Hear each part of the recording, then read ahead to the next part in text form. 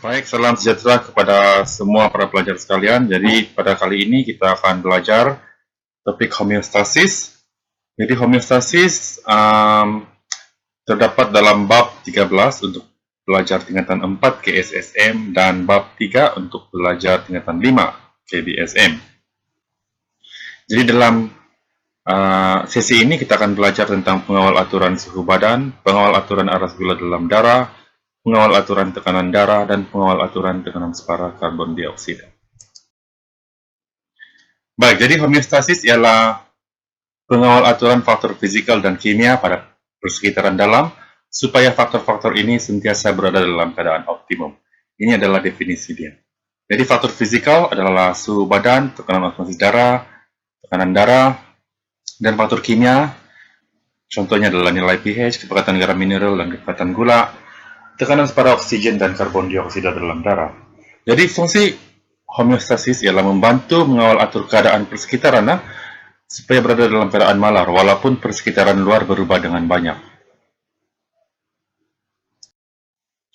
Oke, jadi homeostasis ialah proses mengawal atur. Jadi jika ada nilai faktor yang melebihi julat normal, dia akan diturunkan semula kepada normal. Dan sebaliknya, jika faktor turun di bawah normal, dia akan ditingkatkan semula supaya normal. Jadi, homeostasis ini fungsi dia agar semua keadaan berada dalam nilai normal. Oke, contohnya jika sesuatu nilai berlebihan, contohnya nilai gula. Oke, gula dalam darah berlebihan. Jadi ada reseptor yang akan mengesan perubahan gula dalam darah dan akan berlaku mekanisme pembetulan soft balik negatif. Oke, contohnya hormon pankreas merembeskan hormon insulin dan akhirnya gula ditukar kepada glikogen dan akhirnya kepekatan gula darah menurun kembali kepada normal. Sebaliknya, jika kepekatan gula dalam darah berkurang, reseptor akan mengesan perubahan kepekatan gula ini dan akan merangsang hormon kelenjar pankreas untuk merembeskan hormon glukagon dan menyebabkan pertukaran glikogen kepada gula dan akan meningkatkan kembali kepekatan gula dalam darah ke arah julat yang normal. Jadi di sini saya akan bincangkan beberapa contoh pengawal aturan homeostasis dalam badan melibatkan faktor-faktor fisikal dan faktor kimia. Baik, contohnya pengawal aturan suhu badan. Oke, jadi barang kita dia akan berfungsi secara fisikal dan kimia untuk meningkatkan atau mengurangkan suhu badan. Suhu badan normal manusia adalah 37 derajat Celcius dan perubahan suhu badan dikesan oleh termoreseptor dalam kulit dan termoreseptor dalam hipotalamus. Oke. Jadi mekanisme fisikal yang berlaku ialah otot erector ataupun otot regang yang mengendur atau meregangkan bulu roma, kelenjar perut, otot rangka, muscle, pengecutan atau pengendaran arteriol atau papillary. Manakala mekanisme kimia pula ialah kelenjar adrenal dan kelenjar tiroid. Baik, apa yang berlaku sekiranya suhu badan tinggi ataupun persekitaran panas?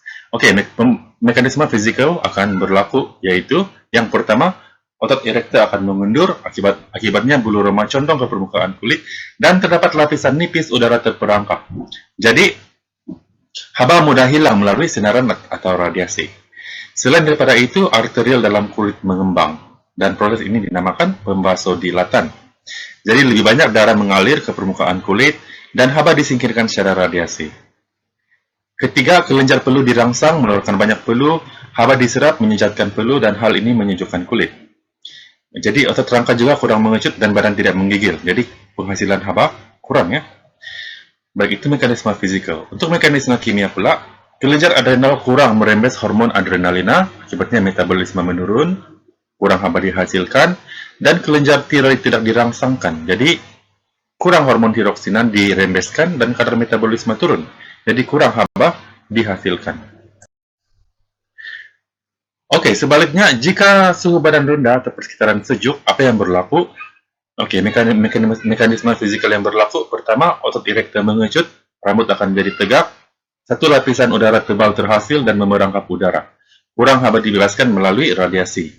pembasoceritan arterial berlaku, kapilari darah mengecut, kurang darah mengalir ke permukaan kulit, akibatnya kurang haba dibebaskan. Seterusnya, kelenjar peluh kurang dirangsang, akibatnya kurang peluh dihasilkan dan kurang haba dibebaskan. Otot rangka mulai mengecut dan mengendur, akibatnya badan menggigil dan haba dijana. Itu untuk mekanisme fisikal. Untuk mekanisme kimia, kelenjar adrenal dirangsang untuk merembeskan hormon adrenalina, akibatnya kadar metabolisme meningkat, haba dijana dan suhu badan meningkat. Dan kelenjar tiroid dirangsang, hormon tiroksina dirembeskan, kadar metabolisme meningkat dan lebih banyak haba dibebaskan. Baik, sekarang saya akan terangkan tentang pengawal aturan arus gula dalam darah. Saya sudah terangkan dalam contoh sebentar tadi, tapi saya akan terangkan kembali. Jadi jelat gula normal dalam darah ialah 75 hingga 100 mg per 100 ml darah atau 4 hingga 5,9 mmol per liter.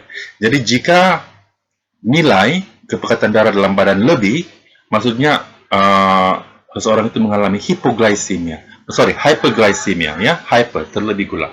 Manakala kurang daripada 4, boleh dikategorikan sebagai hipoglycemia. Jadi, kelompok sel pankreas yang merembeskan hormon untuk pengawal aturan gula dinamakan kelompok sel Langerhans, dan untuk tahap kamu hanya perlu belajar sel alfa dan sel beta. Baik, apabila arus gula meningkat, sel beta dalam pankreas akan merembeskan hormon insulin untuk menukarkan glukosa kepada glikogen yang akan disimpan dalam hati dan otot.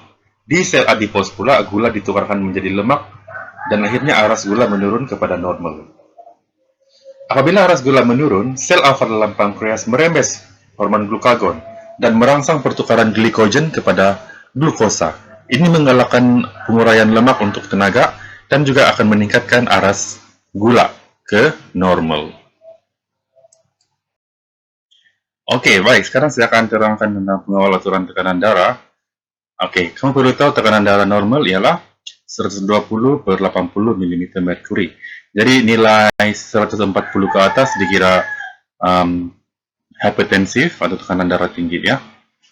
Baik. Apabila tekanan darah menurun, baroreseptor di arka aorta dan arteri karotid kurang dirangsang, menyebabkan pusat kawalan kardiovaskular kurang dirangsang. Akibatnya, pembasoceritan arteri berlaku dan pengecutan otot kardium jantung lebih kuat berlaku dan menyebabkan tekanan darah kembali ke jelat normal. Apabila tekanan darah meningkat pula, baroreseptor di arka aorta dan arteri karotid dirangsang.